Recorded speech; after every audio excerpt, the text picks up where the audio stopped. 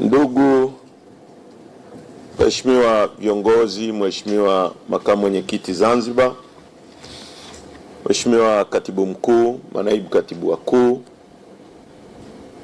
wenye viti wa kanda, wajumbe wa kamati kuu, makatibu wa secretariat na makatibu wetu wa kanda ambao tumewaalika hapa, na ndugu wa Tanzania.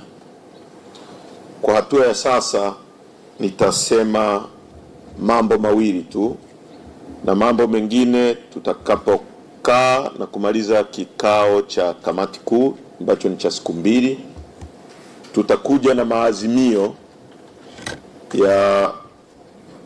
ya kikao chetu cha kamati kuu kwa Watanzania. Kwa hotuba kamili ya kwetu kwa nchi na kwa wanachama wetu itatoka baada ya kuwa kamati kuu imetafakari mambo yaliyoko mbele yetu na maazimio ya kamati kuu yametoka.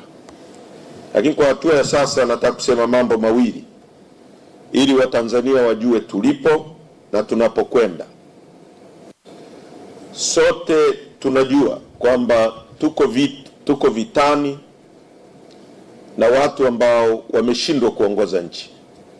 Hawakubaliki, hawaaminiki, wanaiba rasilimali za nchi, wamefanya Watanzania kuwa maskini, hawana ubunifu, kuna ufisadi mkubwa unaendelea kwenye nchi yetu, watu wanakufa, hawana madawa, rasilimali za nchi yetu zinatapanywa kwa wageni, wa China, Waarabu, wazungu, na njia pekee ya watu kujipatia uongozi utakaowajibika kwao ni kwa njia ya kura, ambayo kiongozi yoyote atakayechaguliwa atajua kwamba kuna watu wako juu yake na watamwajibisha asipotimiza yale wanayokubaliana.